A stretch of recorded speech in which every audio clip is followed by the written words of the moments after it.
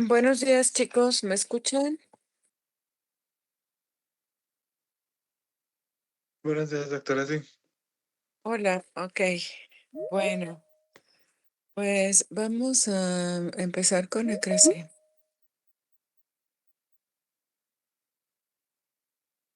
El tema que vamos a tocar hoy, pues, es sobre estrabismo.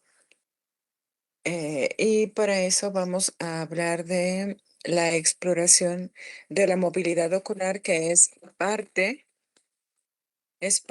de la exploración oftalmológica en una historia clínica. ¿Ok? Entonces, cuando hablamos de estrabismo, nos estamos refiriendo a la pérdida del paralelismo de los ejes visuales oculares, como es el caso de esta imagen de este niño que está mostrando un ojo desviado hacia la nariz. O sea, una desviación en endo, le llamamos nosotros. ¿Ok? Entonces, cuando nosotros, para que nosotros tengamos una visión binocular, estamos hablando de que existe fusión de las imágenes de ambos ojos, lo cual nos va a permitir que el paciente tenga o que la persona tenga, em, que la persona tenga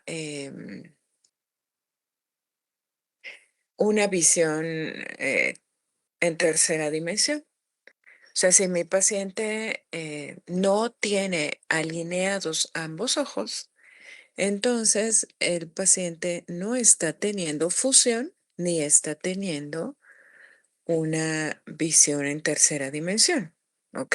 Entonces, pues, lejos de lo que nosotros pensáramos, cuando un paciente tiene un ojito desviado, que podríamos pensar, bueno, en condiciones de un niño pequeño, ese niño no va a tener diplopia, ¿ok? O sea, si mi paciente está presentando desviación desde el nacimiento, no va a presentar diplopia porque el cerebro va a suprimir la imagen del ojo que está desviado. Los estrabismos que tienen diplopia son los estrabismos paralíticos que generalmente se presentan en forma secundaria, no son de nacimiento, ¿ok? Entonces, también debemos sospechar en un niño que antes no tenía estrabismo que esté sucediendo algo anormal que puede ser serio. O sea, puede ser que el niño esté teniendo una anisometropía que hace que un ojo no esté desarrollando su función visual, o sea, que haga ambliope o se haya hecho ambliope, o puede tratarse de un niño que me desarrolló un tumor intraocular y ustedes saben que de los tumores intraoculares de la infancia, pues el tumor maligno más frecuente, que es el que más nos preocupa a nosotros por la situación de hacer diagnósticos tempranos, pues es el retinoblastoma. ¿Ok? Entonces, nos tiene que hacer pensar en eso, nos tiene que hacer pensar, no sé, a lo mejor el paciente tiene un desprendimiento de retina, a lo mejor el paciente está desarrollando una catarata y por eso no está viendo y el ojo se ha desviado. ¿Ok? Entonces, un paciente que tiene ambliopía y porque nunca usó lentes y ese ojito no veía bien, pues tiene el riesgo de hacer una desviación secundaria a esa mala visión de los pacientes. ¿Ok? Entonces, tenemos que hablar un poco sobre anatomía y sobre qué nervios inervan los músculos extraoculares. Entonces, tenemos fundamentalmente en el globo ocular los músculos que van a provocar los movimientos que van a ser horizontales, verticales y torsionales. Los movimientos torsionales son movimientos oblicuos. Entonces los podemos dividir en cuatro músculos rectos, que son el recto superior, el inferior, el medial o interno y el lateral o externo. Y dos músculos oblicuos que son los encargados de hacer los movimientos torsionales fundamentalmente, que son el oblicuo superior, que nosotros llamamos también mayor, y el oblicuo inferior o menor. Es muy importante también que nosotros recordemos cuál es la inervación que tienen estos músculos extraoculares. ¿Ok? Entonces, em,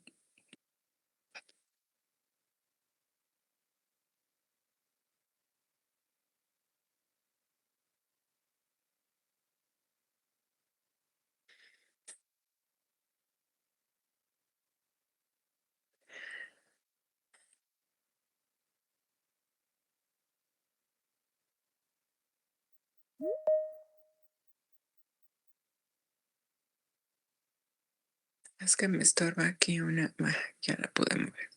Bueno, muy bien. Entonces, nosotros tenemos que los músculos que están, digo, perdón, que los nervios que están encargados de dar la movilidad de los ojos son el tercer nervio craneal, el cuarto, bueno, o motor ocular común, el cuarto nervio o que nosotros llamábamos antes patético, ¿ok? Y el sexto nervio o motor ocular externo.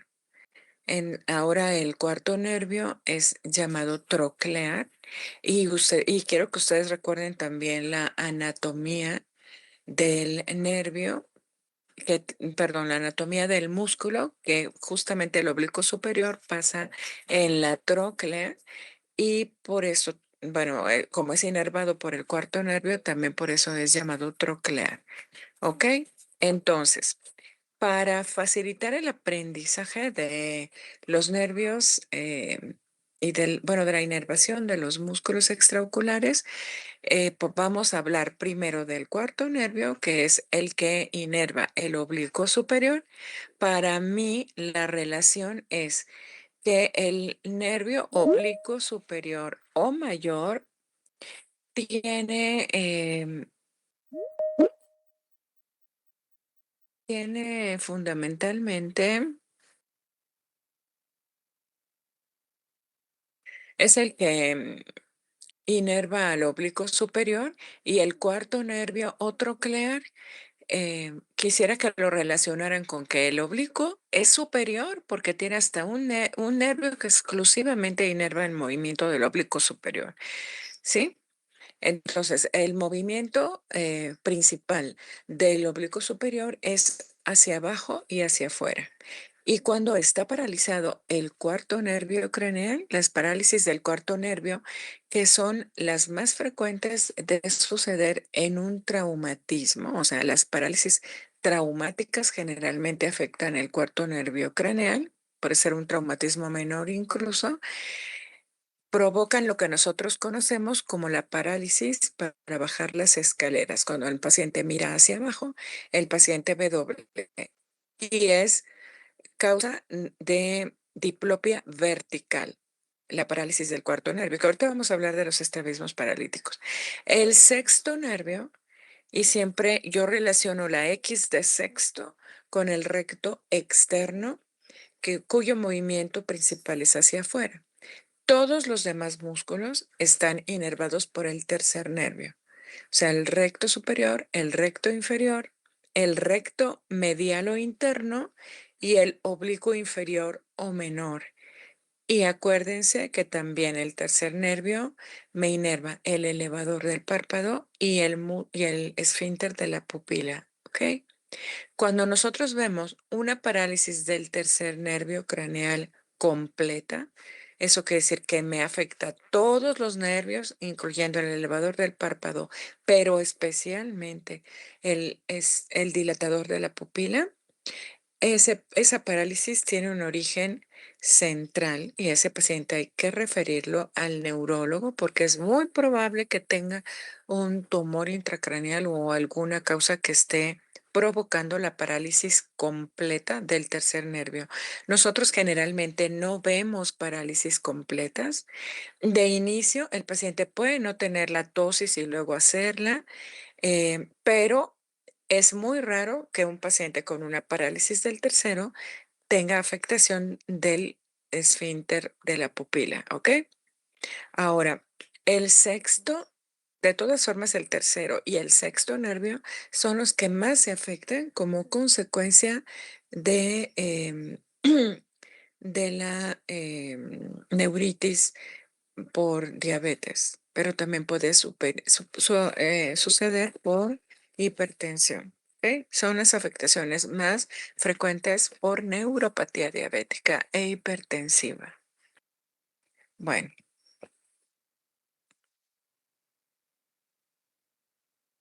am, tenemos entonces que explorar los movimientos oculares que ya dijimos que son horizontales, verticales y torsionales.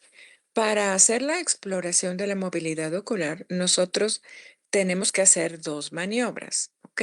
Explorar los movimientos monoculares, o sea, separado cada ojo, y explorar los movimientos binoculares, es decir, la mirada conjugada de ambos ojos.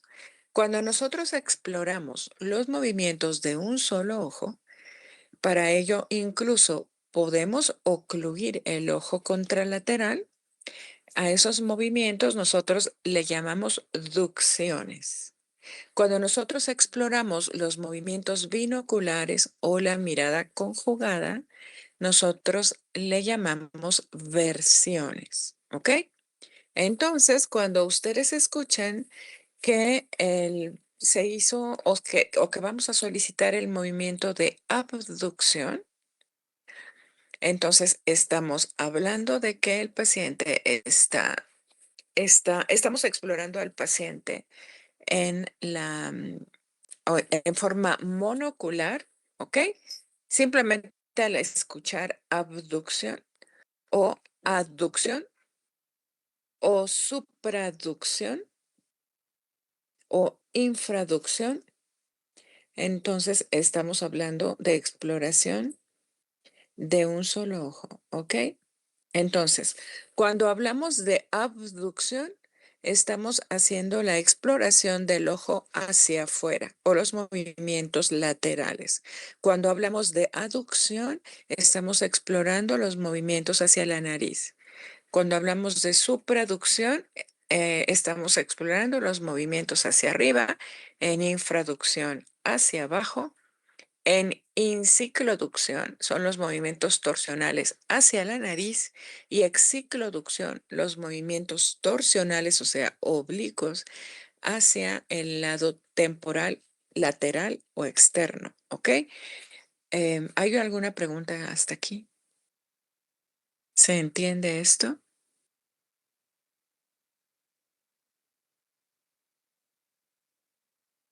¿Sí? ¿Seguro? ¿No tenemos, no tenemos dudas o inquietudes, chicos? Bueno, ok, asumo que no hay dudas. Estamos ahora hablando de los movimientos oculares en versiones que explora los movimientos conjugados de los ojos. Y entonces estamos explorando supraversión, que es los movimientos de ambos ojos hacia arriba, e infraversión, los movimientos conjugados hacia abajo, en la mirada hacia abajo, dextroversión en la mirada hacia la derecha y levoversión en la mirada hacia la izquierda. ¿Sí? ¿Hay dudas? No, doctora. No, doctora. Ok, No, por favor, doctora. sí. Si algo como que queda un poco, como confuso, les pido que me interrumpan, por favor. ¿Sí? Porque para mí es muy importante que aprendan esto, porque a veces son preguntas sencillas, pero son preguntas que pueden venir en los exámenes, ¿ok? Entonces, para que nosotros podamos tener estos movimientos conjugados de los ojos, entonces, tenemos que hablar de algunas circunstancias particulares en cuanto a las leyes de la movilidad ocular. Cuando mi paciente está haciendo, cuando los ojos están haciendo movimientos conjugados hacia la derecha, por ejemplo, que es la dextroversión, entonces, para que suceda ese movimiento, se están utilizando algunos músculos que son agonistas para ese movimiento y otros músculos que son antagonistas para ese movimiento. Entonces, ¿eso qué quiere decir? Que si yo miro hacia la derecha, se está contrayendo el recto externo de mi ojo derecho, ¿ok? Pero se está contrayendo el recto medial de mi ojo izquierdo. O sea, son dos músculos distintos y sin embargo están siendo agonistas, o sea, se están sumando a la movilidad que el paciente se le está pidiendo o que el paciente está haciendo en su vida diaria, ¿ok? Entonces, los músculos agonistas son los que se suman a la movilidad del ojo hacia algún lado, que fundamentalmente son elevaciones, que es la supraversión, depresión, que es la infraversión, mirada a la derecha, que es la dextroversión, y mirada a la izquierda, que es la levoversión. ¿Ok? Entonces, ya dijimos, mirada a la derecha, se contrae el recto lateral externo y el recto medial, perdón, sí, del ojo derecho y el recto medial del ojo izquierdo. Para que ese movimiento se pueda dar, necesitamos que los músculos antagonistas se relajen, o sea, los músculos que hacen la función contraria a esos músculos que se contrajeron para lograr la movilidad a la derecha. Y entonces esos músculos antagonistas serían el recto medial derecho y el recto lateral izquierdo, que se tienen que relajar para permitir la movilidad a la derecha. ¿Se entendió? Sí, doctora. Sí, doctora. Ok, bueno, entonces, eso que es tan simple, se los pueden preguntar en el examen, ¿ok? ¿Qué músculos se están contrayendo? Si miro a la derecha, si miro hacia arriba, ¿ok? ¿Cuáles son los agonistas o cuáles son los antagonistas? Bueno, para la movilidad ocular, nosotros contamos o nos referimos a algunas leyes básicas que van a permitir o que van a explicar la movilidad ocular. Y estas leyes son la ley de inervación recíproca o llamada ley de Sherrington, donde los agonistas se contraen y los antagonistas se relajan. Pues eso ya lo hablamos y está muy fácil, ¿no? Los agonistas son los que se tienen que contraer para lograr el movimiento hacia donde el paciente o la persona quiere mover los ojos, ¿ok? Y los antagonistas, pues son los que harían el movimiento contrario que se tienen que relajar. Y la otra ley es la ley de la correspondencia motora o ley de Hering, donde dice que los influjos nerviosos son iguales para ambos ojos. ¿Eso qué quiere decir? Pues eso quiere decir que el impulso nervioso va a tener la misma fuerza para ambos ojos cuando se contraen los músculos. Y más adelante van a ver cuál es la relevancia de esa ley de Hering, ¿sí? Especialmente cuando tenemos algún estrabismo paralítico, ¿ok? Entonces, cuando tenemos un estrabismo paralítico, ustedes pueden imaginarse que el músculo que está paralizado necesita que le llegue como más un impulso nervioso con más fuerza porque no se puede mover.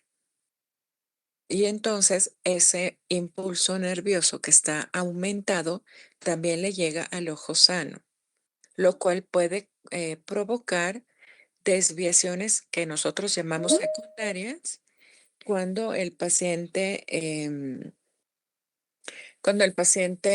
está fijando con el ojo que está paralizado, como que tiene la paresia, ¿sí? Vamos a pensar que un paciente tiene una parálisis del sexto nervio craneal izquierdo. Ese paciente, como él se paralizó el recto externo, ese paciente va a desviar su ojo hacia el lado interno, ¿sí? De ese ojo, que es el ojo izquierdo. Cuando yo exploro los ojos por separado, o sea, cuando yo hago una ducción, tapo el ojo que está sano y el paciente fija la mirada con el ojo que está en paresia o está paralítico, como el impulso nervioso que tiene que llegar a ese ojo para fijar la visión es mayor, el otro ojo hace una desviación más grande que la que normalmente vemos cuando no está ocluido. Lo vamos a ver en los estrabismos paralíticos, pero para eso sirve para explicar en qué consiste la ley de Hering o por qué las desviaciones secundarias son más grandes que las desviaciones primarias. ¿Sí? No los Doctora, estoy haciendo bolas, sí, dime. ¿por qué, o cómo, qué consejo nos da para aprendernos si es que los nombres como que están, como que pareciera que el nombre de ¿Complicados? una ley le corresponde a la otra, no sé cómo decirlo. Ok. No importa, te puedes aprender nada más el nombre de Sherrington, ¿sí? Que la ley de Sherrington solamente quiere decir, o sea, es que eso sí es algo muy sencillo, que el agonista es el que se contrae y el antagonista es el que se relaja, ¿ok? Y la ley de Hering tiene que ver con las desviaciones primarias y secundarias, más bien con que se lo aprendan así. No creo que eso venga en el examen, ¿ok?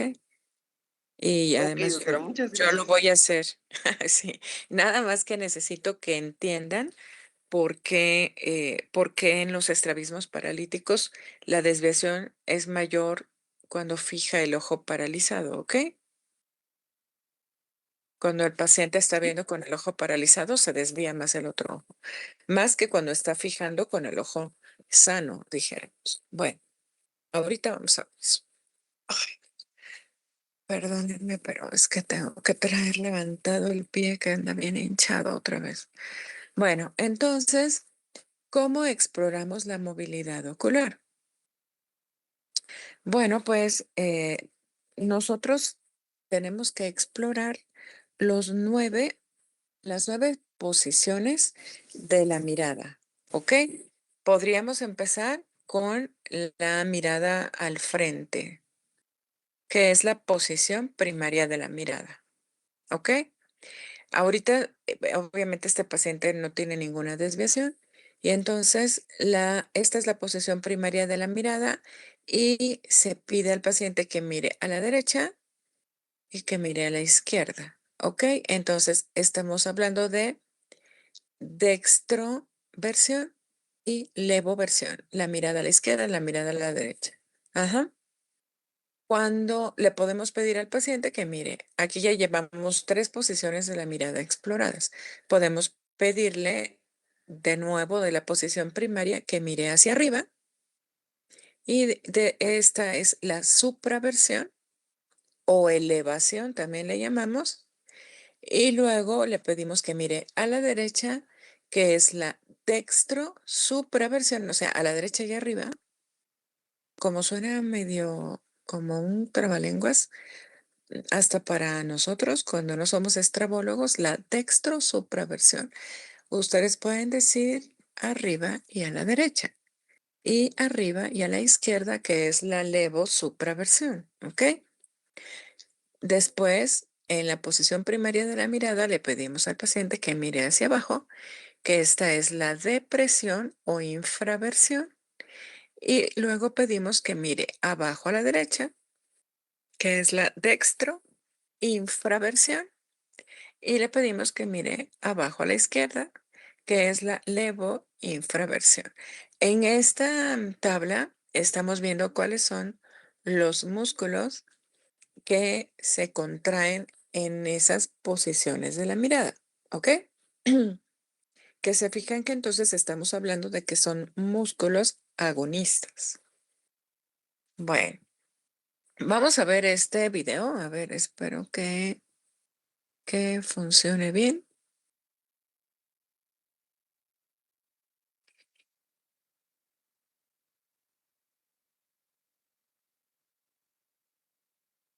Ahí está la posición primaria de la mirada.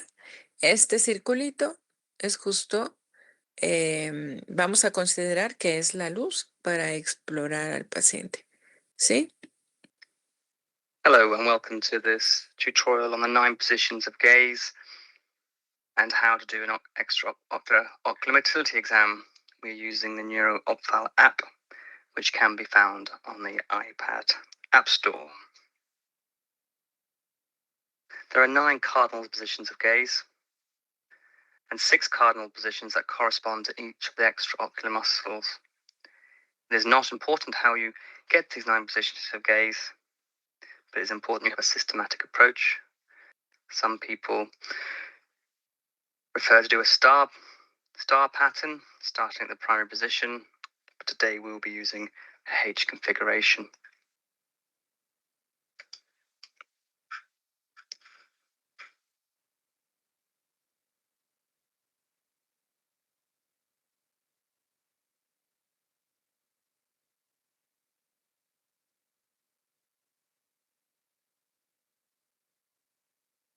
A ver, si se fijan, aquí están hablando de cuáles son los músculos que se contraen, que son los agonistas.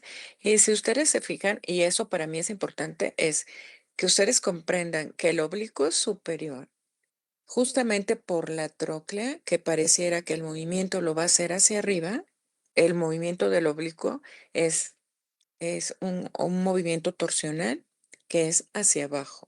Es al revés de cómo está insertado el músculo. Y el oblicuo menor hace ese movimiento torsional hacia arriba para que ustedes lo tengan claro, ¿ok?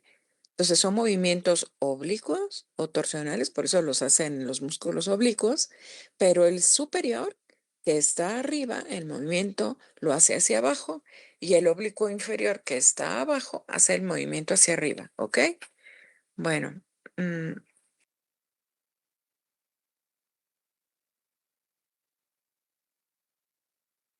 It's important while you're doing this to look for underactions, overactions,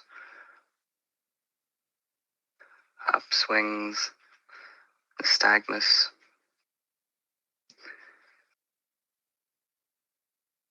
This patient has been set to have no abnormalities in his ocular motility. But further tutorials shall show the full range.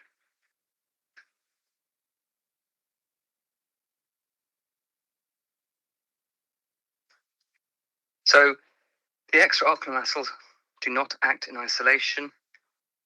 Hello and welcome to this tutorial on the 9 positions of gaze. Perdón, espérenme. Hello and welcome to this tutorial on the 9 positions of gaze. Hello and welcome to this tutorial on the 9 positions of gaze and how to do an extraocular motility exam. We're using the NeuroOpthal app, which can be found on the iPad App Store. There are 9 cardinal positions of gaze and 6 cardinal positions that correspond to each of the extraocular muscles. It is not important how you get these 9 positions of gaze, but it's important you have a systematic approach. Some people prefer to do a star pattern, starting at the primary position, but today we'll be using a H configuration.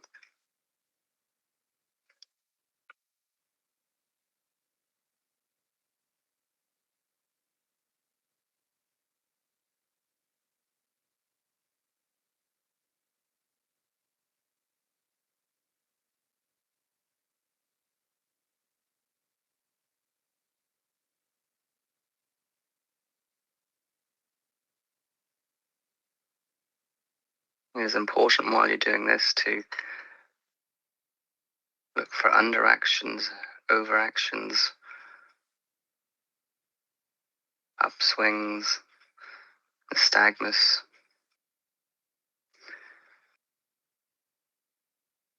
This patient has been set to have no abnormalities in his ocular motility. Other tutorials shall show the full range.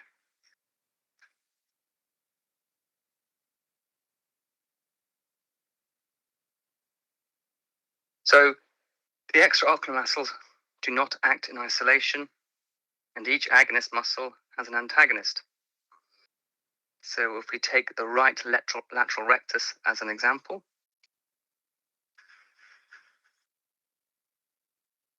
in this case the right lateral rectus is the agonist. Its antagonist is the right medial rectus. So as the right lateral rectus is receiving innervation, under Sherrington's law, there is decreased innervation to its antagonist, the right medial rectus. Each agonist also has a yoke muscle.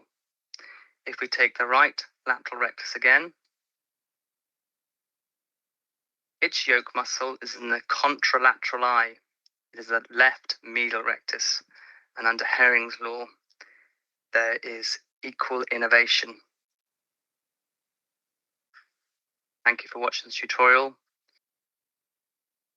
If you have any suggestions or requests, please subscribe and send them to me via the Neurophile YouTube channel. And the full interactive app is available on the iPad. Bueno, Hello and welcome. entonces aquí vamos a empezar a explorar a los pacientes cuando están teniendo alguna desviación ocular, ¿ok? Y aquí estamos viendo este esquema donde el paciente tiene, bueno, lo primero que ustedes tienen que saber es que tengo que fijarme cuál es el ojo fijador del paciente. O sea, con qué ojo está viendo el paciente para que yo sepa qué desviación tiene el paciente. Y esto generalmente se refiere al ojo que tiene la luz en el centro de su pupila. Este es el ojo que está viendo la luz que yo le estoy dando al paciente para explorarlo. ¿Ok? Entonces, este ojo es el ojo fijador y este ojo está desviado. Quiero que piensen que en el estrabismo no se trata de que un ojo es el ojo que tiene estrabismo. El estrabismo es de ambos ojos. Solamente que el paciente puede preferir estar fijando con un ojo, pero ambos ojos tienen el problema, ¿ok? Entonces, el problema es cuando el paciente está desviando siempre el mismo ojo y es pequeño el paciente, es menor de 6 años, porque ese niño puede desarrollar ambliopía porque no está utilizando el ojo que está desviado, ¿ok? Entonces, si este paciente, este es el ojo fijador. A ver, Emanuel, ¿hacia dónde está desviando este paciente? Este es el ojo fijador. ¿Qué tipo de desviación tiene esos ojitos?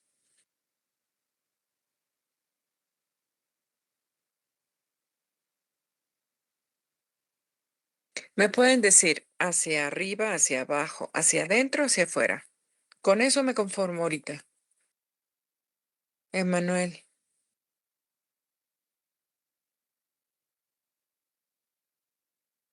O a ver, ¿quién quiere contestar? ¿Hacia adentro, doctora?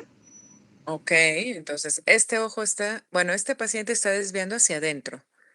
Si yo tapo este ojo, perdónenme, si yo tapo este ojo que aparentemente es el que está bien y que no desvía, si yo lo tapo, lo ocluyo con un oclusor y este ojo empieza a fijar, ahora el ojo que va a estar desviado hacia la nariz va a ser este, ¿sí? O sea, siempre las desviaciones son de ambos ojos. Y esta es una puede ser una endotropia, que quiere decir que siempre está desviado el ojo, o una endoforia, que quiere decir que el paciente desvía a veces sí y a veces no. ¿Ok? Ahora, ¿quién me dice en este caso para dónde está desviado el ojo? Es hacia arriba y sería hipertropía, creo.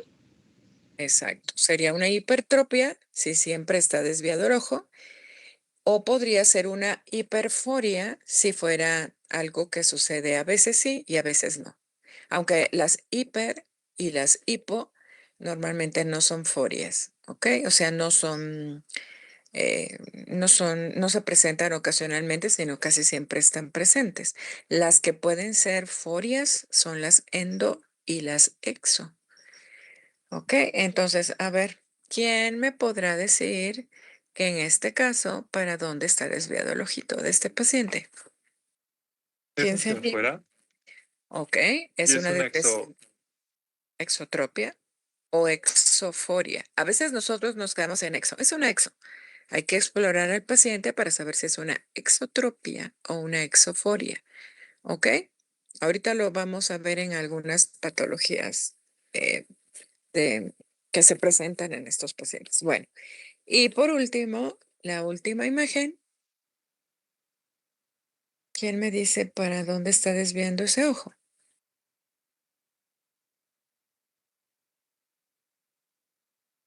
Doctora, es hacia abajo. Hacia abajo. ¿Y cómo se llamaría la desviación? Hipotropia. Hipotropia. Ok, muy bien. Doctora, Entonces, una duda. dime. En el caso de las tropias, Ajá. cuando se ocluye un ojito, se supone que, bueno, como lo explicó, se fija el que está viendo, ¿no? Y el que Ujú, se desvía es el que se ocluye. ¿Eso ujú. también pasa en las tropias o eso sería solo de las forias? O sea, si siempre está desviado, también aplica Eso para... aplica en todos los casos. Ok, Solamente ahorita lo van a ver la diferencia entre tropia y foria. Vamos a ver unos videos y es que el paciente puede estar en ortoposición, o sea, tiene una posición al frente de la mirada que no está desviada. Y en las forias, la presentación de la desviación es detonada por la pérdida de la fusión. O sea, cuando yo tapo un ojo, se manifiesta la foria. Cuando el paciente no está ocluido, no tiene la desviación. Eso es lo típico, dijéramos, aunque las desviaciones intermitentes se pueden presentar cuando el paciente está cansado o tiene sueño o al revés, se acaba de despertar o está distraído. O yo la provoco cuando rompo la fusión. Romper la fusión quiere decir que rompo la binocularidad, rompo la visión de ambos ojos juntos. La mirada conjugada, la rompo y la desviación, que es una foria, se manifiesta en ese momento. O sea, es una desviación que está como latente y se presenta cuando se pierde la fusión. ¿Ok? sí, doctora, Pero gracias. ahorita lo vamos a ver en la exploración. ¿Sale? Miren, aquí está en un esquema lo que pasa cuando mi paciente desvía cuando yo rompo la fusión. Este paciente está en orto, no está desviando. Y en este puse un oclusor y el ojo izquierdo, bueno, el ojo donde está el oclusor se desvía. Entonces, eso quiere decir simplemente que este paciente no tiene una atropia, porque si no, este ojo estaría desviado todo el tiempo, el ojo izquierdo estaría desviado siempre, aunque yo no lo ocluyera. Cuando yo pongo el oclusor en cualquiera de los dos ojos, ese ojo se desvía, esa es una foria, ¿sí? Es una desviación latente que yo provoco cuando hay pérdida de la fusión, ¿sí? Y cuando hablo de fusión, acuérdense que es la unión o el empalme de la visión de los dos ojos. Por eso también es importante, cuando hablábamos en ametropías, de las anisometropías, que cuando yo coloco un lente aéreo que tiene una graduación mucho más alta en un ojo que en el otro, ese lente va a provocar, o esos lentes van a provocar que la imagen tenga distinto tamaño en un ojo y en el otro. Vamos a pensar que es un ojo que tiene miopía, un ojo tiene -2 y el otro tiene -6. El ojo que tiene -6 va a tener una imagen muy pequeñita por el tipo de lente que se utiliza para corregir la miopía y que es un bicóncavo, y el paciente, y el otro ojo va a tener una imagen un poco más grande. Cuando el ojo intenta, más bien el cerebro intenta fusionar ambas imágenes, pues no hay correspondencia de esas dos imágenes. Entonces, para el paciente es difícil adaptarse a un lente aéreo. Y en esos pacientes con anisometropía, que no empezaron a usar la corrección de niños, que la empiezan más grandes, hay que ponerles lentes de contacto, que sería la única forma en que el paciente podría no tener la diferencia de las imágenes y ver con binocularidad. ¿Ok? Bueno, entonces, estamos ya hablando de lo que son tropias, que son desviaciones constantes, y forias, que son desviaciones latentes. Entonces, este paciente tiene una exotropia.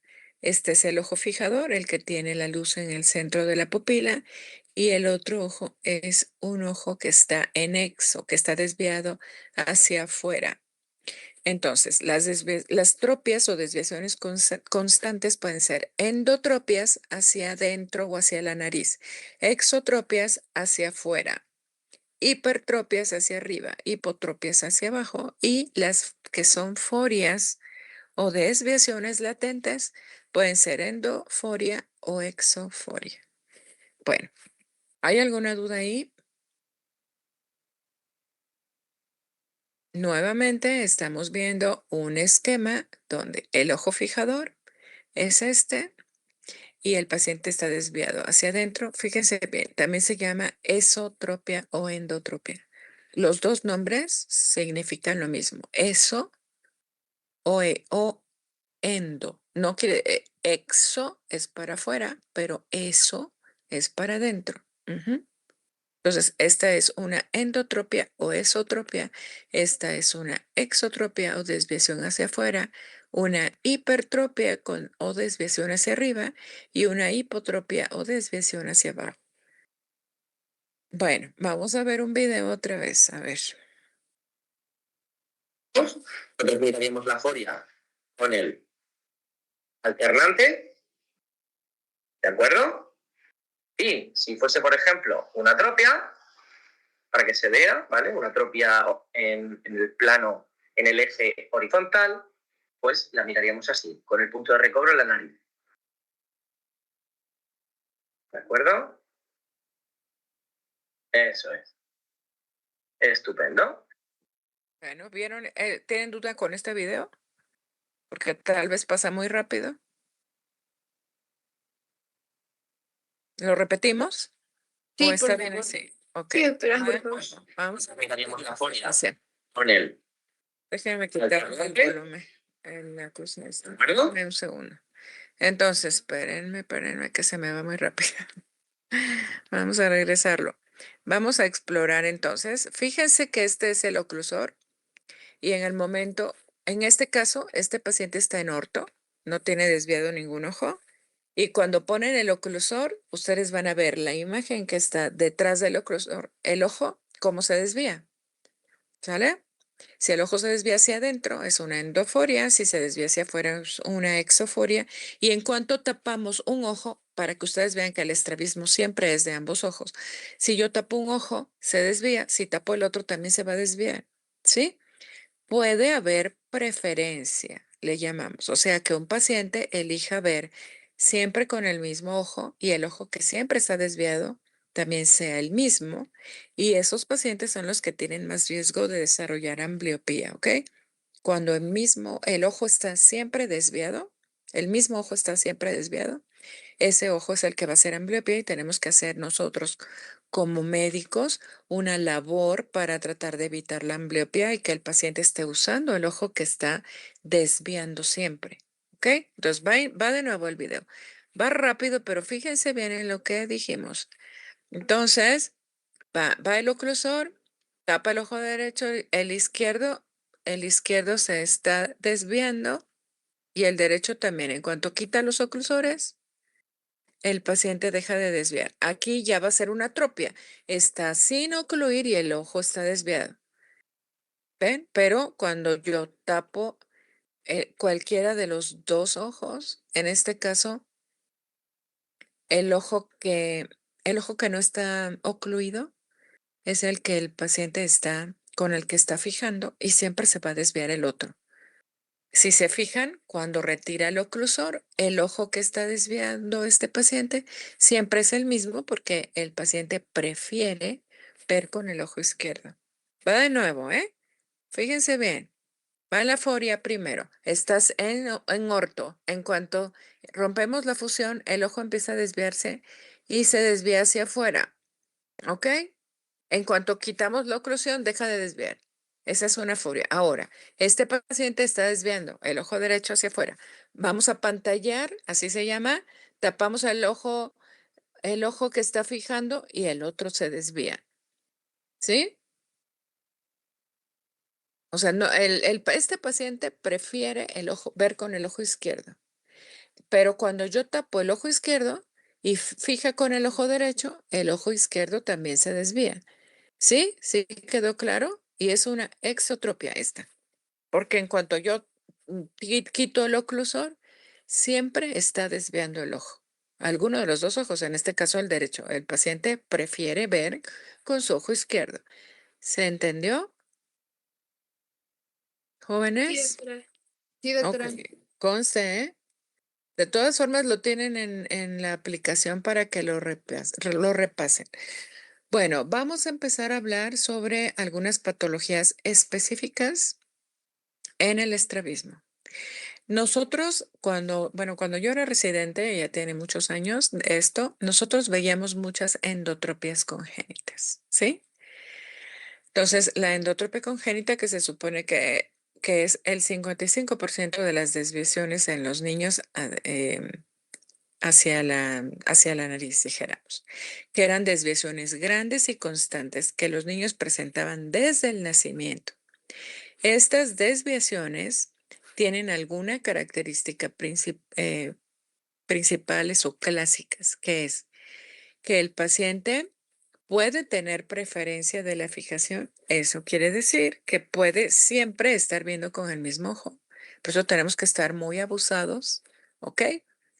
En cuanto empiezan a preferir ver con un ojo, ese paciente tenemos que operarlo generalmente. Estos pacientes típicamente alternan, como pueden ver en está fijando con el ojo derecho y está desviado el izquierdo, sin que se esté pantallando el paciente, ¿ok? Y ahora el paciente está fijando con su ojo derecho y el que está desviado es el izquierdo. O sea, esto es típico de una endotropia congénita, de que alternan y de que tienen fijación cruzada. ¿Eso qué quiere decir? Eso quiere decir que cuando a mi paciente yo lo exploro y, por ejemplo, le pongo la luz para que mire a la derecha, este ojo tiene limitada la abducción, el movimiento hacia afuera, porque el paciente empieza a ver con el ojo desviado. ¿Sí? Por eso se llama fijación cruzada. O sea, que en la mirada a la derecha, como este ojo está desviado y está viendo a la derecha, mi paciente ya no mueve este ojo para afuera, sino está viendo con este. ¿Yo cómo voy a saber que la limitación de la abducción de ese ojo es por fijación cruzada? Porque yo ocluyo este ojo y la abducción mejora. ¿Ok? Si mi paciente tuviera un defecto inervacional que hace que no mueva el ojo para afuera, aunque yo tapara este ojo no puede moverse para afuera. Ajá. Es un diagnóstico diferencial que hacemos en endotropia congénita. Pero fíjense bien, nosotros hemos tenido una disminución significativa de la presencia de endotropias congénitas.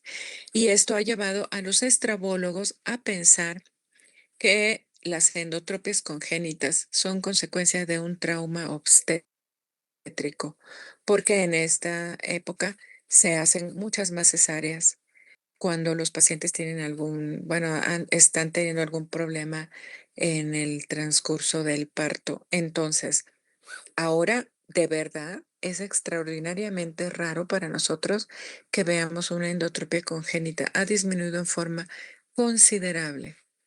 Entonces, a ver, ¿me entendieron? Por favor, quiero saber a qué nos referimos cuando decimos que hay una preferencia de fijación. Mercedalia, ¿a qué me refiero cuando digo este paciente tiene preferencia de fijación? ¿Qué quiere decir?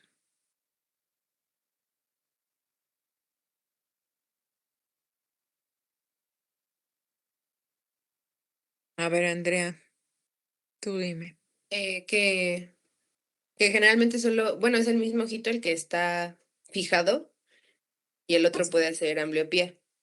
Ok, la preferencia de fijación quiere decir que siempre está desviando el mismo ojo porque prefiere ver con un ojo, con uno de los dos ojos, ¿sí? Siempre. Si es con el ojo izquierdo, siempre está viendo con el izquierdo y el derecho está desviado. Ese es el momento, y más en un niño con una endotropia congénita, de operarlo o de empezar con los manejos de la ambliopía que ahorita vamos a ver. Las endotropias congénitas se operan cuando los niños tienen 6 meses. No nos esperamos más. Y eso es muy importante que ustedes sepan. Si ustedes tienen duda, porque, por ejemplo, este chiquito tiene también epicanto, ¿no? Y ustedes pueden decir, Dios mío, no estoy segura. Bueno, a mí me parece que es muy obvio que tiene una endotropia por donde cae el reflejo de la luz. Si este niño solo tuviera el epicanto, el reflejo luminoso tendría que caer en el mismo sitio en las dos córneas, ¿ok? Pero aquí no está cayendo en el mismo sitio. Ese paciente tiene estrabismo. Y no importa, aun cuando no lo tuviera, aunque solo fuera el epicanto, si ustedes tienen duda, es mejor referirlo al oftalmólogo, ¿ok? Si hay duda, porque a veces a nosotros nos llegan los niños más grandes que los papás dicen, es que a mí el pediatra nos dijo que eso era normal y que después se iba a mejorar. Sí puede ser que haya niños que dentro de su desarrollo psicomotor tengan algún retraso en el desarrollo y que estén teniendo ocasionalmente desviaciones intermitentes, pero eso que mejor lo establezca el oftalmólogo, ¿ok? Si ustedes tienen duda, mejor lo refieren al oftalmólogo, porque si no, ese ojo se puede hacer ambliope, por favor. Entonces, las endotropias congénitas, cuando nosotros decimos que alternan, ¿a qué nos referimos? Cristian, Yael, ¿a qué nos referimos cuando decimos que alternan?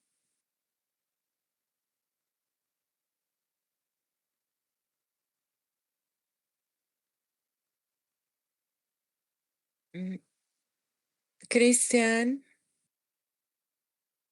Sí, ahí está, que, ay, cuando o sea, como alternan, dice ¿qué el quiere nombre, decir? cuando alternan, o sea, Ajá. que no Con es tus solamente de palabras un ojo, o sea, explica. con los dos, o sea, cualquiera de los dos, va a tener la fija, pero bueno, en el video explicaba que también si se tapa uno y luego se tapa el otro, entonces ahí se puede ver cómo alternan. O sea, que no Bueno, es exclusivamente, la fijación no es exclusiva de un ojo, sino que puede ser de los sino dos. que puede ser un ojo o puede ser el otro. Sí, eso está bien, pero fíjense bien, no tiene que ver con la exploración. O sea, es con que yo estoy viendo que mi paciente alterna. O sea, que un ratito, mientras yo estoy con él en la consulta, estoy haciendo el interrogatorio, lo voy a revisar, le pongo la luz enfrente y en un momento mi paciente está viendo con un ojo Y incluso le puedo decir, a ver, cierra tus ojos con fuerza. Otra vez, una vez, dos, tres, y luego me está fijando con el otro. Eso quiere decir que alterna, que no siempre está desviando el mismo ojo. Aquí me desvía el derecho y acá me desvía el izquierdo. ¿Sí? Bueno, ¿y a qué me refiero con fijación cruzada, Cintia? A ver. ¿A qué me refiero con fijación cruzada? No sé si sería como, bueno, que ambos ojos tienen problemas para fijar. No, la fijación cruzada era lo que les estaba explicando que es típico de la endotropia congénita. Es que cuando mi paciente, como está en endo, fíjense en este, está desviado de izquierdo. Cuando yo estoy explorando a mi paciente, que lo pongo, aquí está en posición primaria de la mirada, o sea, este ojo está viendo al frente, pero este está desviado. Yo con la luz le pido que mire a la derecha y al llegar más o menos como por esta, o sea, se mueve un poco a la derecha, pero no se mueve hasta la orilla este ojo. ¿Por qué? Porque en este campo visual temporal me empieza a ver con el ojo desviado. Eso quiere decir fijación cruzada, ¿ok? Que en el sector temporal, en la mirada, cuando yo estoy explorando la mirada a la derecha, mi paciente me empieza a ver con el ojo izquierdo. O sea, no se, dijéramos que no se, que evita la fatiga, diría ¿quién era el que decía en El Chavo del Ocho? Evita la fatiga de que este ojo se me mueva a la derecha. ¿Para qué se va a mover si este ojo ya está en esa posición, ok? Entonces empieza a ver, el campo temporal lo ve con el ojo desviado. ¿Sí? ¿Sí se entiende? Ah, Sí, sí, doctora. dime.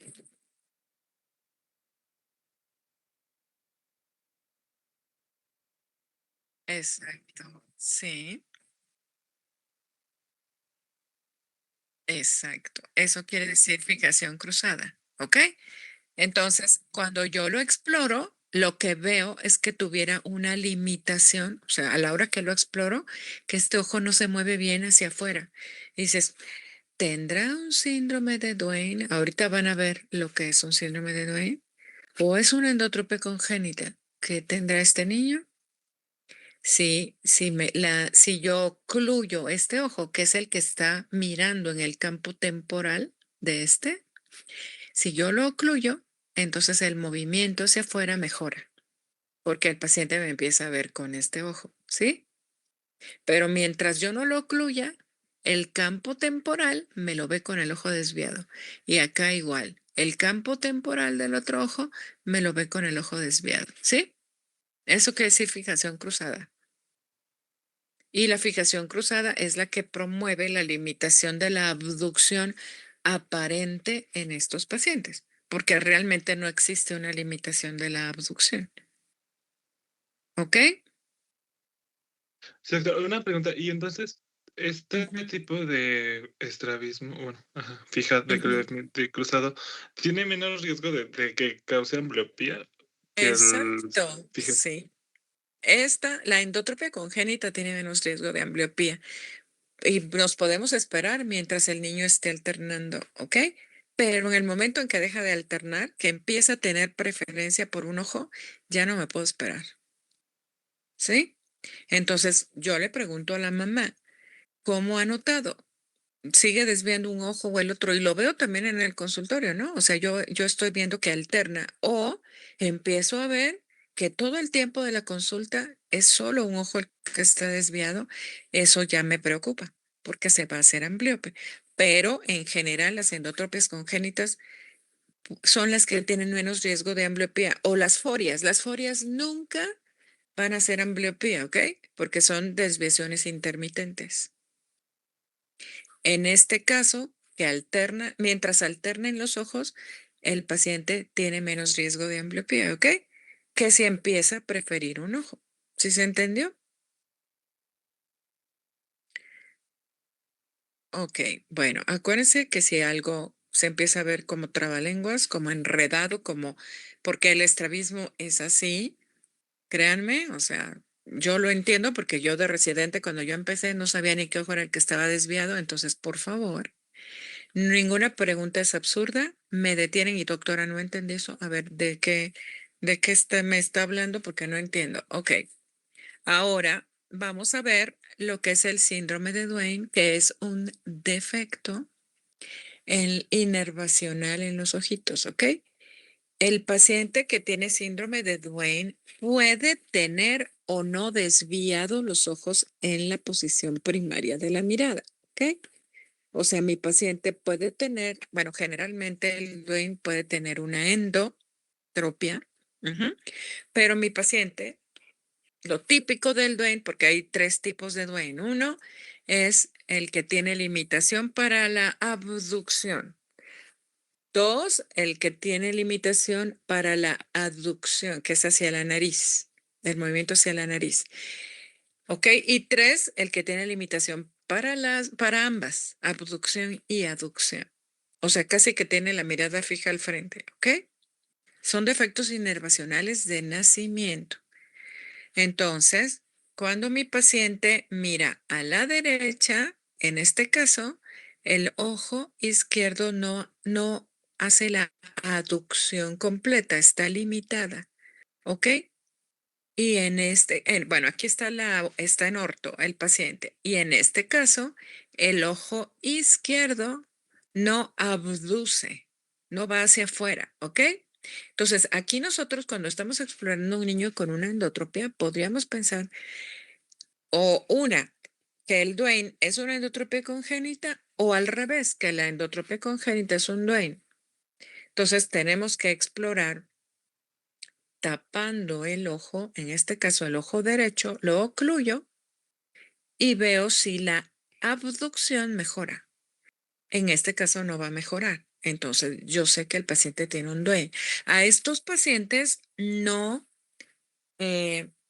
bueno, si están en orto, en la posición primaria de la mirada, no se les va a hacer nada, ¿ok?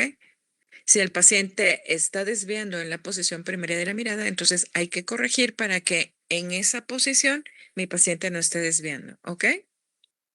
¿Se entiende qué es el síndrome de Duane? ¿Sí? Sí, doctora. Conste. Bueno, ok. Hay otro síndrome, también congénito, que es el síndrome de Moebius. Y este síndrome consiste en que tiene afectado o un defecto inervacional tanto en el sexto nervio craneal como en el facial. O sea, como si tuviera una parálisis facial y una parálisis del sexto, el paciente, ¿ok?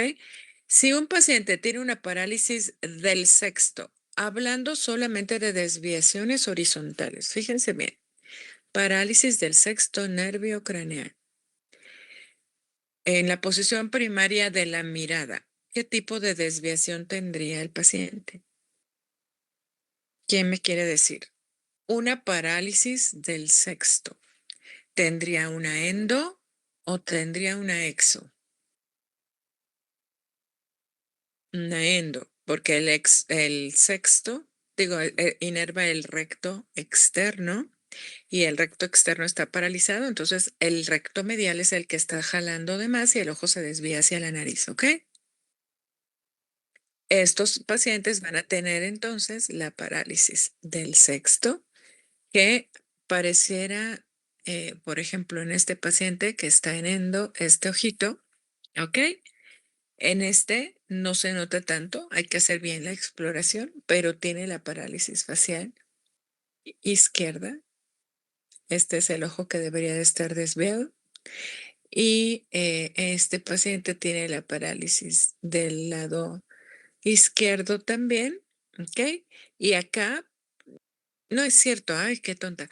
Tiene la parálisis del lado derecho, perdónenme, está jalando hacia la izquierda la boca, la hemicara izquierda, ¿ok?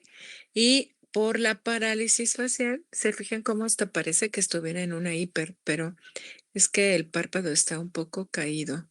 Los pacientes pueden hacerme hasta un ectropión por la parálisis facial, ¿ok?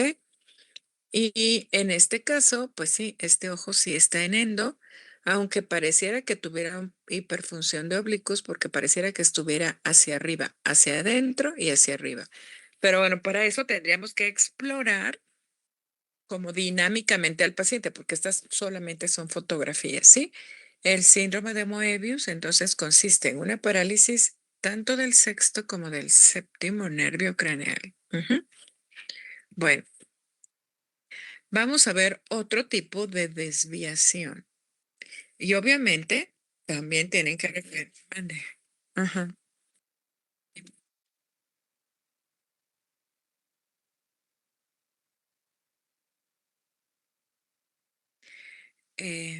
Sí.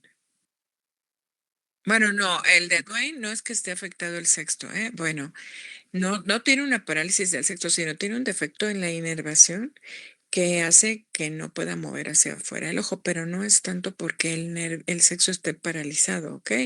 Es porque tiene un defecto de nacimiento. Ajá. No es tanto una parálisis, ¿sí? Ok. Entonces, nada más puede estar en orto y la limitación es a la abducción.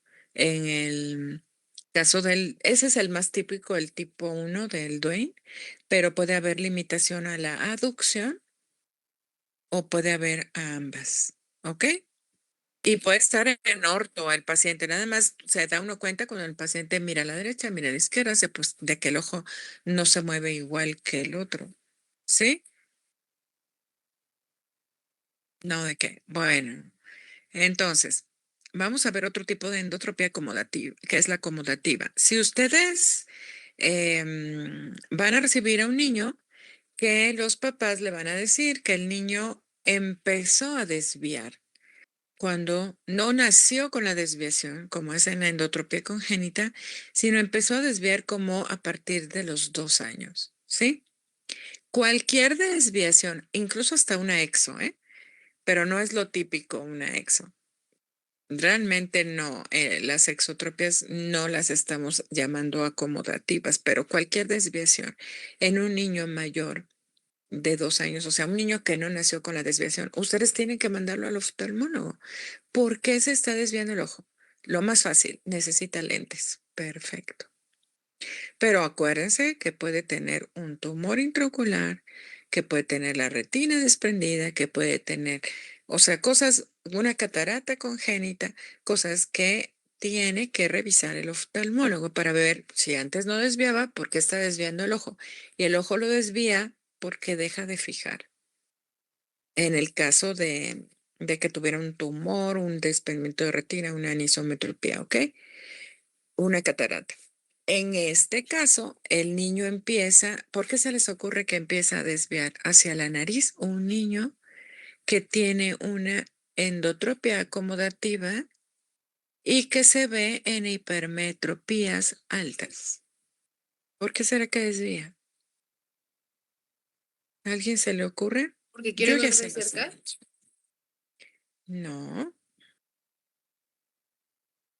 ¿Cuál es el motivo por el que se desvía el ojo hacia adentro en una endotropia acomodativa? Y generalmente lo vemos en pacientes hipermétropes, pero a veces pueden tener hipermetropías chiquitas, puede tener hasta incluso una miopía y hacer la endotropía acomodativa. ¿A qué se debe la endotropia acomodativa? No es porque al utilizar el mecanismo de acomodación como compensatorio en la hipermetropía, pues Ujú. recordemos que hace la visión ligeramente hacia adentro. Entonces, al Ok. utilizar este mecanismo compensatorio, pues el Ujú. paciente empieza a realizar la endotropía. Bueno, ok, tú dime, ¿en qué consiste el reflejo de acomodación? En que el cristalino se abombe Ujú. para tener pues una lente más Ujú. positiva. ¿Y qué le pasa al ojo? Bueno, no solo al cristalino, qué otras cosas pasan en el ojo? Aparte de que se abombe el cristalino. ¿El reflejo de acomodación en qué consiste? Exacto, exacto, Gustavo. La acomodación va acompañada de miosis, todos los reflejos pupilares, todos, que es el fotomotor, que es directo, el consensual y el de acomodación, los tres provocan miosis, ¿ok? Miosis, o sea, la pupila se cierra. Eso se los digo mucho cuando vamos a explorar el fondo del ojo. Al paciente le tengo que pedir que mire a lo lejos, porque en el momento en que el paciente mira de cerca, me mira a mí, mira el oftalmoscopio, la luz del oftalmoscopio, la pupila se va a cerrar y ya no voy a ver el fondo de ojo, se me va a costar más trabajo. Entonces, acuérdense, todos los reflejos pupilares hacen miosis. Eso sí se los pregunta el doctor perfecto, que no creo que les pregunte eso. Les pregunta cosas más extrañas. Todos los reflejos hacen miosis, pero el de acomodación hace miosis y convergencia. Entonces, un hipermétrope alto, como el cristalino compensa dioptrías positivas, ese paciente está usando el cristalino para enfocar de lejos, no solo de cerca, sino de lejos. Y entonces, más cuando es un hipermétrope alto. Entonces, en el momento en que acomoda, los ojos se van hacia la convergencia. Por eso se desarrollan las endotropias acomodativas, ¿ok? Porque el reflejo de acomodación es miosis y convergencia. Cuando yo le pongo la graduación que necesita ese niño, que generalmente es de hipermetropía, y casi siempre son hipermetropes altos, pero pueden tener una hipermetropía chiquita y hacerme la desviación, o incluso tener una pequeña miopía y hacerme la desviación, ¿ok?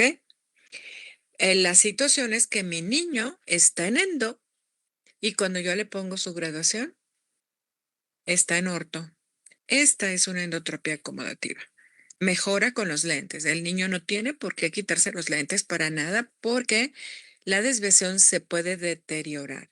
Y eso quiere decir que con el paso del tiempo, aunque yo ya le ponga el lente, ya no va a mejorar la desviación, ¿ok?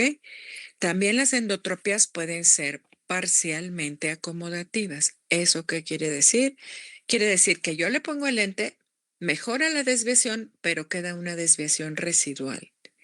Y esas desviaciones residuales se tienen que manejar con cirugía, ¿ok? ¿Está bien? Doctora, Mándeme. entonces lo que yo entendí de la convergencia es que básicamente eh, se debe de realizar como de la misma forma en ambos ojos, precisamente para poder observar primero una sola imagen y también poder ir cambiando como, o poder ir distinguiendo la profundidad con la que ven los ojos, ¿no? Entonces, por ejemplo, aquí cuando hay mayor, cuando se tiene que hacer un mayor efecto de acomodación en un solo ojo, entonces también se tiene que hacer el mismo efecto de convergencia en ese ojo. Y es por eso que en ese ojo solamente sucede lo que es como tal, la endotropía. Bueno, fíjate bien, la endotropía acomodativa es de los dos ojos. Bueno, todas las desviaciones en estrabismo son de los dos ojos, pero especialmente en la endotropía acomodativa, el paciente está usando los dos ojos. Y entonces hace la acomodación y como el mecanismo de acomodación incluye convergencia porque es para ver de cerca, es para que yo pueda leer. Cuando yo quiero leer, mis rectos mediales se contraen los dos y los ojos se van hacia adentro, ¿ok? Entonces, si yo quiero leer, mi cristalino, mientras funcione, mi cristalino se abomba y los rectos mediales se contraen para generar convergencia. O sea, los dos ojos se van hacia la nariz, ¿sí?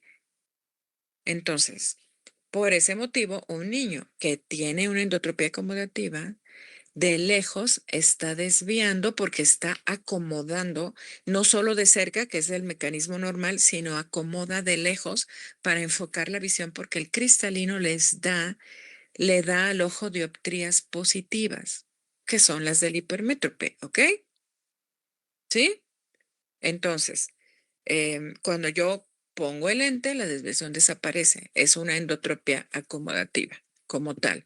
Mejora, pero no desaparece, es una endotropia parcialmente acomodativa. Ese niño voy a corregir con el lente, no sé, X dioptrías, y lo que falta de corregir se corrige con cirugía, que ahorita vamos a ver de qué se trata las cirugías en el estrabismo, ¿ok? Em, algo más les quería decir acerca de la endotropia acomodativa, que no me acuerdo en este momento. A ver si se me viene a la cabeza, porque iba a decir algo, ¿eh? O sea, pero sí se entendió lo de la endotropia acomodativa. En este caso, este niño igual, miren, este ojo es el que está fijando y este está desviado. Ajá, se le ponen los lentes y la luz cae en el mismo sitio, en el centro de las pupilas. Ujú. Luis, ¿se entendió? Sí, doctora, gracias. Bueno, ok. ¿Alguien tiene alguna duda con respecto a la endotropia acomodativa? Entonces, la convergencia en teoría, por eso la acomodación es para ver de cerca, pues sirve la convergencia para que podamos leer o ver lo que sea de cerca. Pero pues si estamos acomodando de lejos, pues también hace el mismo mecanismo el ojo de converger, de que los dos ojos se vayan hacia la nariz. ¿Ok? Bueno, entonces vamos a continuar.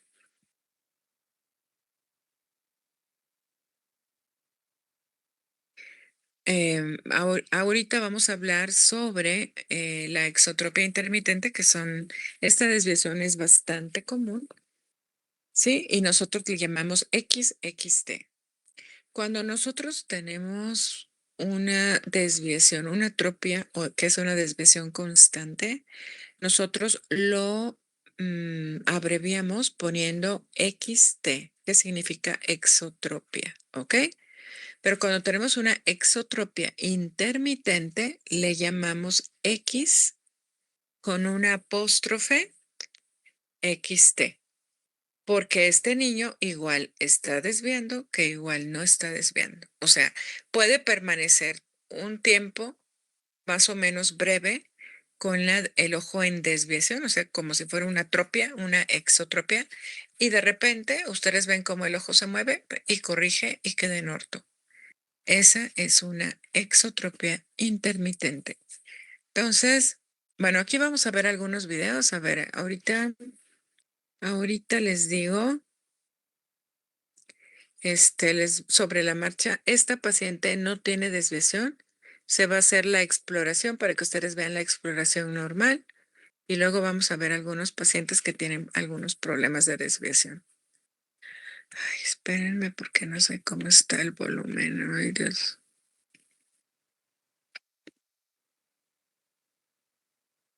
Bueno, ahí está haciendo lo que se llama pantalleo, que es con el oclusal.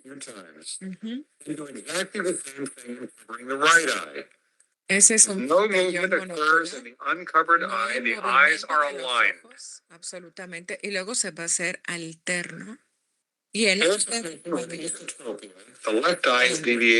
alterno nos permite ver si el paciente, cuando nosotros hacemos pantalleo monocular, el paciente puede tener el ojo desviado o puede no tenerlo desviado. ¿Ok? O sea, solamente veo en qué posición está el ojo y ya.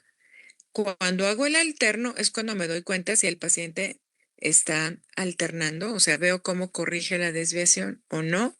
Y ahorita, bueno, esta es una endotropia. A ver. As the fixating right eye is covered, the left eye moves outward to pick up fixation. As the non-fixating left eye is covered, there is no movement of the already fixating right eye. Desviar izquierdo. Aunque fíjense bien, si ustedes se fijan, esa desviación era mayor en un ojo que en el otro, ¿se fijaron? Porque tiene una endotropia, pero es paralítica. En el momento en que ve con el ojo que está paralizado, la desviación del otro se hace más grande. Ajá. pero era pero ese video está mostrándonos una endotropia. Ujú. ¿Sí? ¿Niños? Bueno, vamos a continuar con esta que es una exotropia. A ver. There is a patient with El ojo exotropia. izquierdo The está left eye en is deviated outward. As the fixating right eye is covered, the left eye moves inward to cover pick up test, que le fixation. llaman, que es el pantalleo. Ahí corrige el izquierdo, desvía As the el non-fixating left eye is impulso covered, y vuelve a preferir el there ojo is no derecho. movement of the already Sí. fixating right eye. Sigue desviado el izquierdo. Él tiene preferencia por el ojo Here is the derecho. patient with left hypertropia. The left eye is Hipertropia. deviated El upward. ojo está hacia arriba. As the fixating eye is Generalmente covered, es the deviated left un eye moves estrabismo downward to pick up paralítico de un fixation. cuarto nervio, de un cuarto As the paralelo. non-fixating left eye is covered, there is no movement of the already fixating right eye.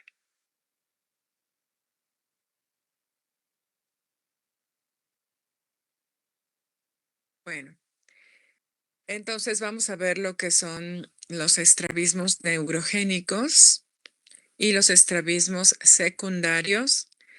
Los secundarios, acuérdense que puede ser por mala visión, o sea, por una anisometropía, pero siempre tenemos que pensar que el paciente pudiera tener un tumor intraocular porque es una desviación nueva. ¿Por qué está desviando? Podría tener una catarata también, ¿ok? Bueno, como les digo, lo peor es que tenga un tumor maligno intraocular o tiene, en lo menos malo, una anisometropía y hay que mandarle lentes, ¿ok? Aquí estamos viendo un paciente. Esta es la posición primaria de la mirada. A ver, ¿quién se anima a decirme qué ve ahí? ¿Qué se ve en esa posición primaria de la mirada?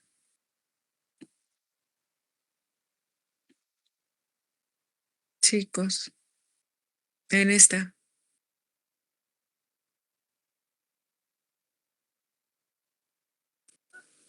Yo veo como una exo del ojo izquierdo y como que con ptosis palpebral, ¿no? Eso, muy bien, Emanuel. ¿Y qué crees que tenga ese? No más con esa posición primaria de la mirada, ¿qué crees que tenga? ¿Podría Tiene ser una ptosis. parálisis ¿De qué? del tercer par?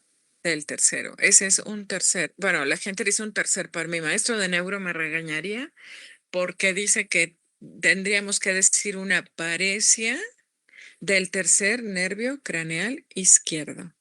Porque si dijéramos del tercer par, pues tendrían que ser los dos nervios, ¿no? Y en este caso es una paresia del tercer nervio craneal izquierdo. Y es típico, pues, la ptosis. En estos pacientes, como el tercero inerva prácticamente casi todos los músculos extraoculares, los pacientes van a tener diplopia en muchas posiciones de la mirada. Es lo más incómodo, el parálisis del tercer nervio. Sin embargo,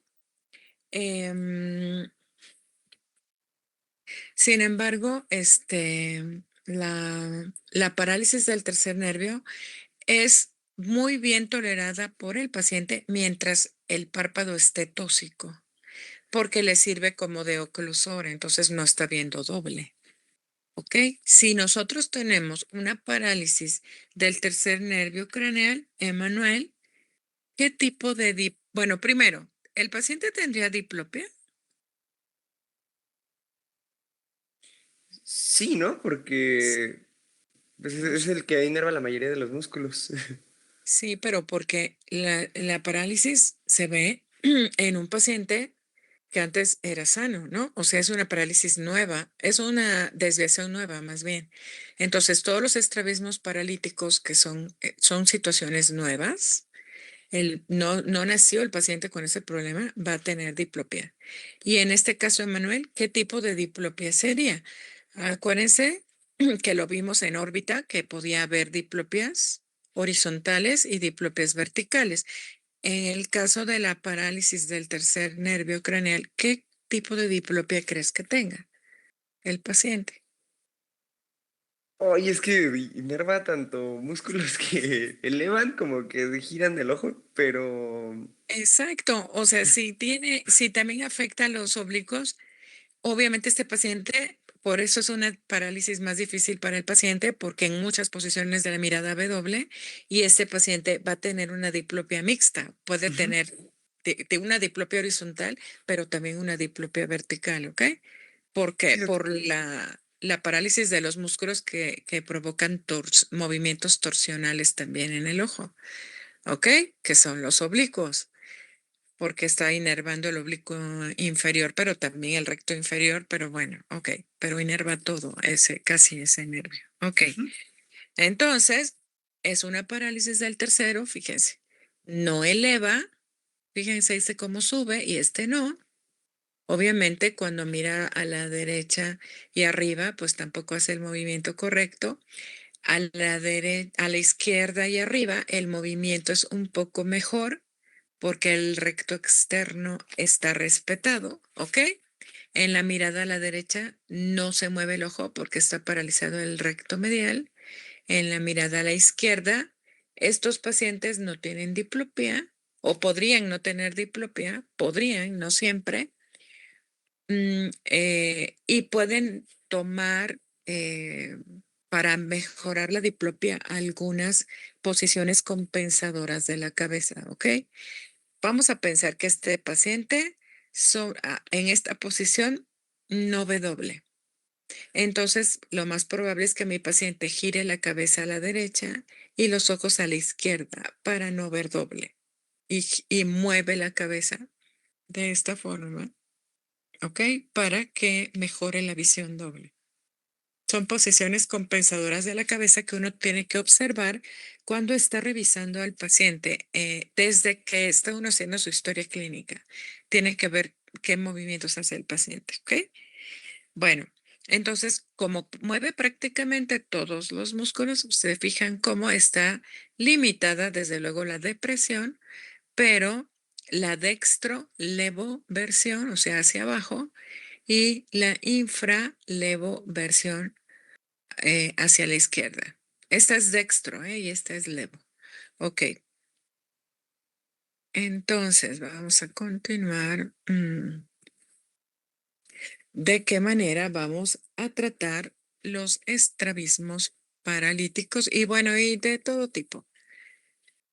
Fíjense nada más aquí, la verdad es que cuando tenemos estrabismos paralíticos, podemos de inicio dar un manejo médico para que el nervio se recupere. Como yo ya les dije, los estrabismos paralíticos, tanto del tercero como del sexto, son muy comunes en diabetes e hipertensión. ¿Ok?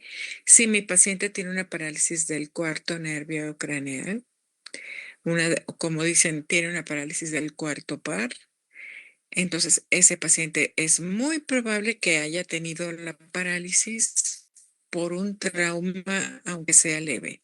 Pero el origen casi siempre es traumático de las parálisis del cuarto, y las parálisis del cuarto generan diplopia vertical porque se paralizó el oblicuo superior, ¿ok? También le llaman parálisis para bajar las escaleras.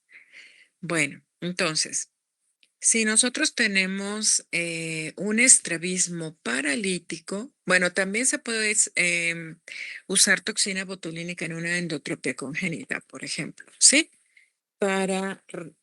Bueno, mencionaban, a mí no me tocó esa época, la verdad, cuando manejaban las parálisis, las endotropias congénitas, las manejaban con toxina.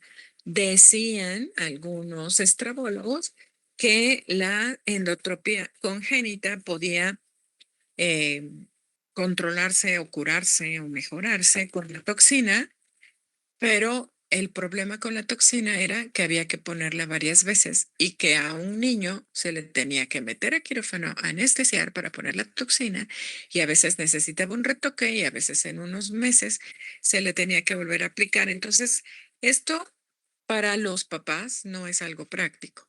O sea, yo como papá no quisiera que mi hijo entre a quirófano a que lo anestesien tantas veces. Entonces, pues para el estrabólogo. Es más fácil hacer la cirugía y nos olvidamos de problemas, pero sí existe el manejo de la endotropia congénita con toxina botulínica. Como ustedes saben, la toxina botulínica es una toxina que proviene del Clostridium botulinum y lo que provoca es una parálisis muscular.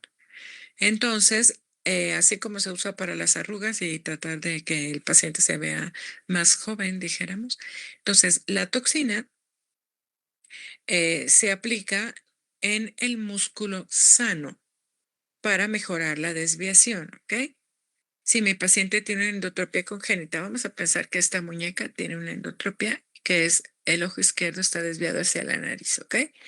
Entonces, si yo lo voy a manejar con toxina botulínica, le voy a poner el músculo paralizado, es el recto externo, entonces yo le voy a poner toxina al recto medial para que pueda nivelarse y a veces el paciente queda en orto y puede ya no requerir manejo quirúrgico. De eso se trata, ¿no? Se puede hacer en la endotropia congénita, se puede hacer en la parálisis del sexto. Obviamente es mucho más fácil o el efecto o el resultado es mejor cuando nosotros podemos solamente manejar la movilidad de un músculo, porque cuando tenemos una parálisis del tercero, pues imagínense, y el recto superior, y el recto inferior, y el oblicuo inferior, y el recto medial, o sea, entonces, ¿a poco le vamos a poner toxina a todos los músculos? Entonces, a todos los músculos antagonistas, obviamente, ¿no? Pero este es más complejo. Entonces, nosotros preferimos esto en pacientes que solamente tienen afectación de un solo músculo. Entonces, si el paciente tiene una parálisis del sexto, hay que ponerle en el recto medial. Si tuviera una parálisis, es que desafortunadamente en el tercero está complicado ponerle a tantos músculos, ¿no? ¿Ok? Entonces, vamos a tratar de mantener en orto al paciente, pero el paciente tiene que saber que los movimientos, o sea, que el movimiento que él antes podía hacer, ahora ya no lo va a poder hacer. Y eso también para el paciente es complejo. O sea, llega una parálisis del sexo, yo le digo que le voy a paralizar el recto medial y entonces ahora ya va a haber, ya el movimiento hacia la nariz ya no lo va a tener el paciente y puede ser que termine en una exo cuando estaba en una endo, ¿ok? Entonces sí es medio complejo.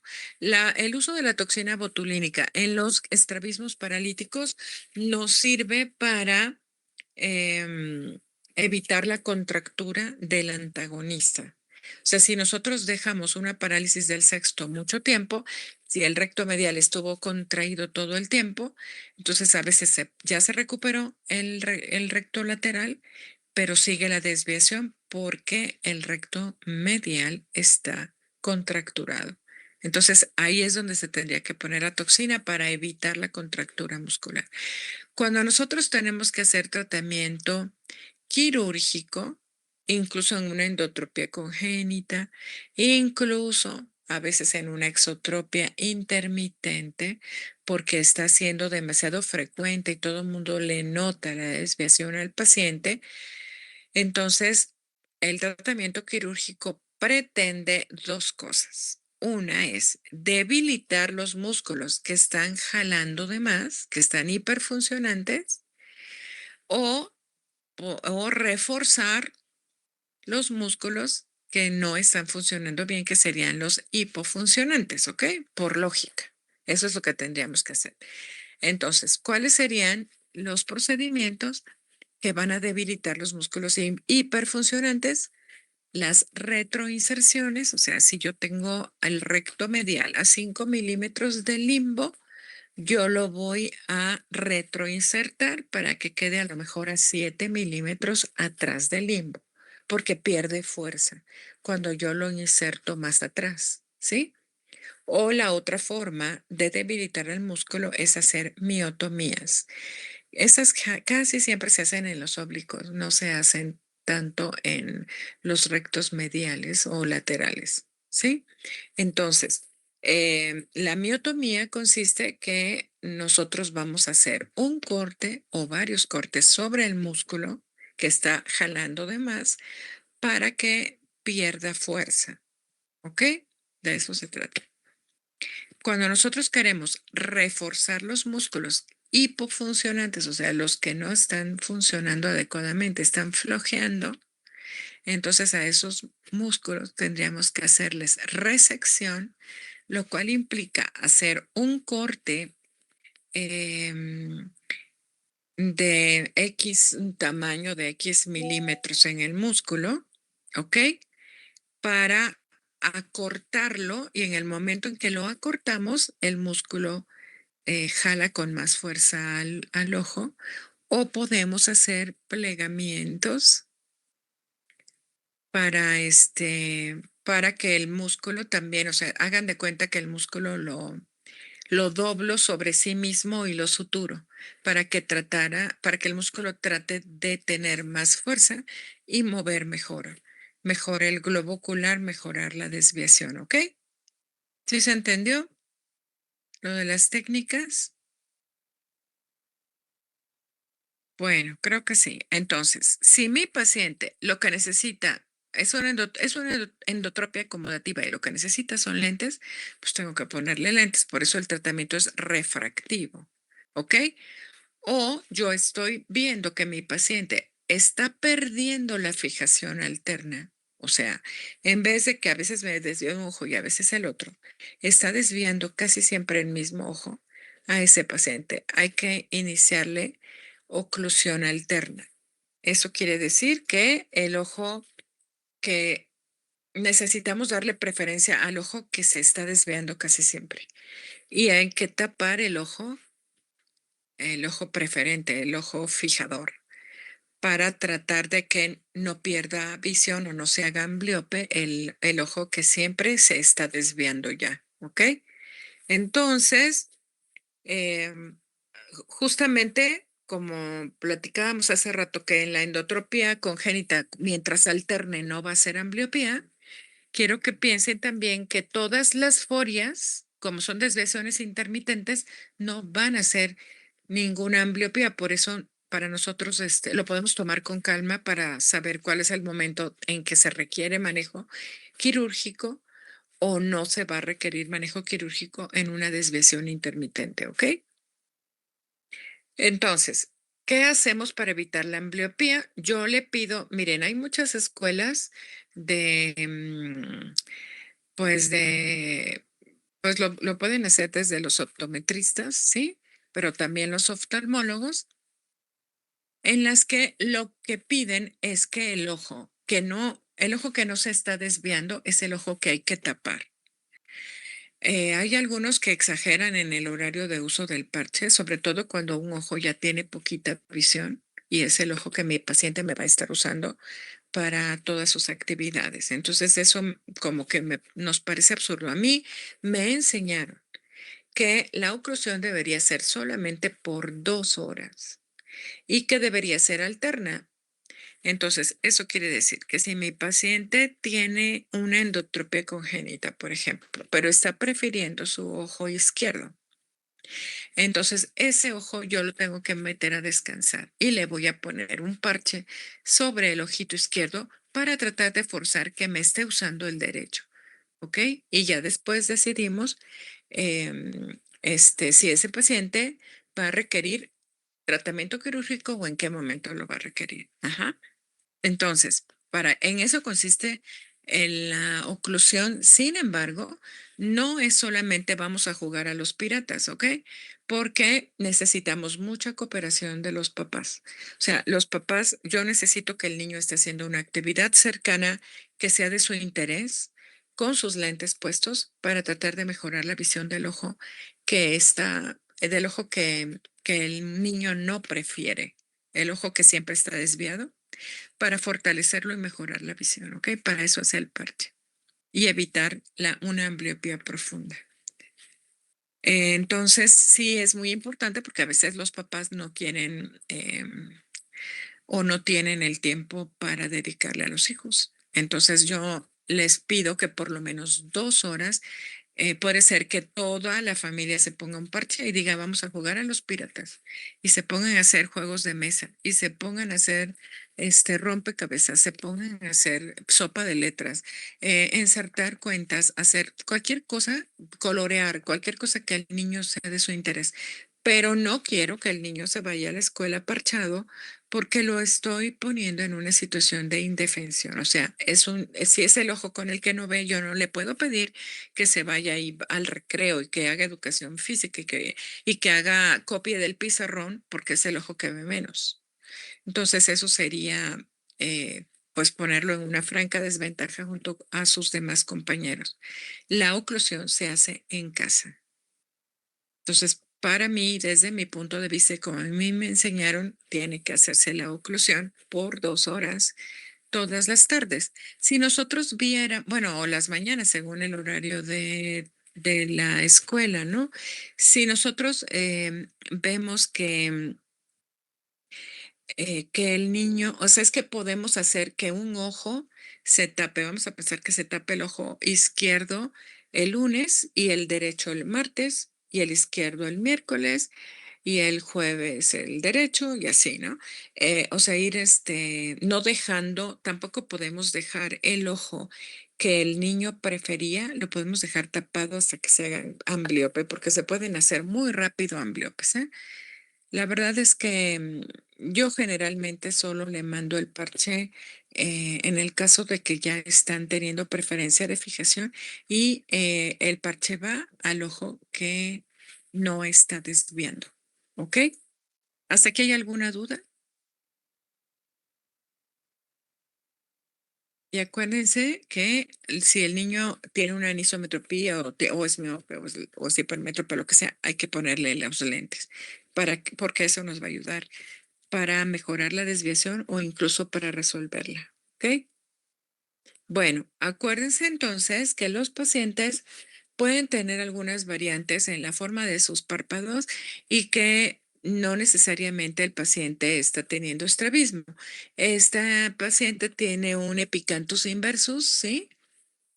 Y se fijan cómo pues el pliegue del epicanto está tapando la zona nasal y pues pareciera que está en endo, pero fíjense dónde cae el reflejo de la luz. Cae en el mismo lugar en ambas pupilas. Entonces, esa paciente, pues lo que tiene es epicanto, no tiene estrabismo y no necesita que le hagamos nada, ¿ok? Acá estamos viendo lo mismo, un niño que tiene epicanto y que mira un poquito de ladito y el ojo se esconde, pero la luz está en el mismo lugar de las pupilas de los dos ojos. Ujú. Y en este caso estamos ejemplificando lo que es una diplopia vertical, que es la causa más común de diplopia vertical es la parálisis del cuarto nervio craneal o troclear, ¿ok? Y la parálisis la diplopia horizontal que generalmente es consecuencia pues de una alteración de los rectos laterales o mediales. Ujú. ¿Ok? Y la ambliopía que conlleva a la desviación constante y a la preferencia por uno de los dos ojos. ¿Ok? ¿Hasta aquí hay alguna pregunta?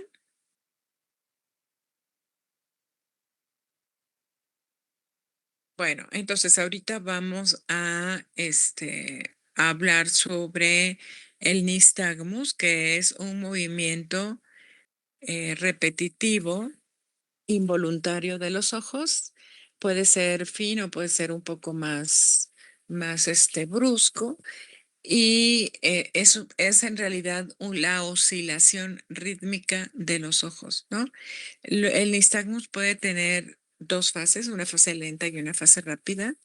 El ojito se mueve en alguna posición, pues como generalmente es horizontal el movimiento, y esa fase rápida del movimiento es lo que se llama fase sacádica. Y entonces pueden estos pacientes tener asociación con el nistagmus. en cuanto a la dirección del nistagmus o a la velocidad del nistagmus, o pueden haber nistagmus con punto de, o sea, el paciente puede tener en la posición de la mirada, un lugar donde deja de tener el nistagmus o disminuye el nistagmus, que le llamamos con punto de bloqueo. Es un nistagmus con punto de bloqueo. Y puede ser que mi paciente, mirando un poco a la derecha, el movimiento oscilatorio disminuye y entonces lo que el estrabólogo hace es mover los globos oculares con movimientos obviamente de los músculos extraoculares para que ese bloqueo en el movimiento de los sacádico de los ojos sea al frente. O sea, que esa mejoría en el movimiento sea al frente, porque cuando el paciente tiene nistagmus tiene muy mala visión. O sea, si ustedes se imaginan que ese movimiento rápido del ojo hace que el paciente no pueda fijar y que su visión sea más mala. Entonces, si el paciente tiene un punto de bloqueo del nistagmus, el estrabólogo trata de que ese punto de bloqueo quede al frente y que no tenga que estar en posiciones muy difíciles de la mirada, ¿ok? Vamos a ver lo que es un video de un paciente con nistagmus.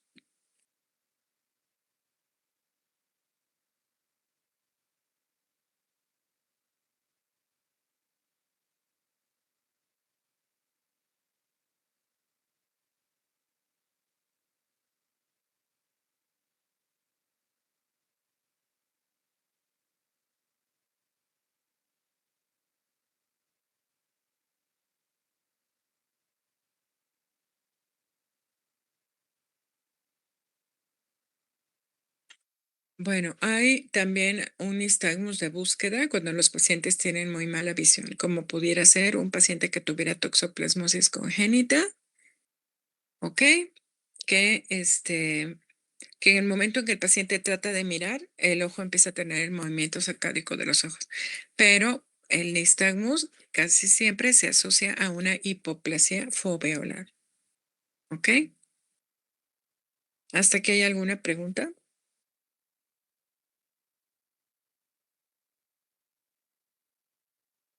Porque esta es la última diapositiva.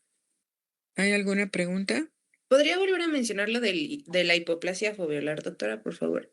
O sea, que cuando un paciente tiene una patología en la mácula, porque la foveola pues está en el mero centro de la mácula, y el paciente es obvio que va a tener mala visión, o sea, no tiene desarrollada esa zona de la mácula que es la que ve mejor. Entonces, el paciente o el ojo hace un movimiento de búsqueda por tratar de mirar, hace un esfuerzo, dijéramos, por tratar de mirar un poco mejor, y esto detona el nistagmus que llamamos de búsqueda en un paciente que tiene mala visión. Nosotros vemos mucho nistagmus en pacientes con visión subnormal y, por ejemplo, en pacientes que tienen albinismo, que son pacientes sin nada de pigmento en la retina y que tienen generalmente hipoplasia foveolar. O sea, los pacientes albinos tienen muy mala visión. Pero hay pacientes que no necesariamente son albinos y tienen un problema de mal desarrollo de la foveola, o hay pacientes que pueden tener cicatrices en la mácula que hacen que no vean bien, ¿ok? Y por esto, por el esfuerzo que el paciente hace por enfocar, empiezan a desarrollar el nistagmus. Cuando nosotros vamos a hacer una graduación a un paciente con nistagmus también es difícil porque en el momento en que nosotros ocluimos el ojo, el nistagmus empeora. Entonces tendríamos que poner alguna lente sobre el ojo que solamente bloquee un poco la imagen. Podría ser un lente de algún color para que el paciente no empeore el nistagmus y sea más difícil hacerle su refracción, ¿ok? Gracias, doctora. ¿De qué? ¿Hay alguna otra pregunta?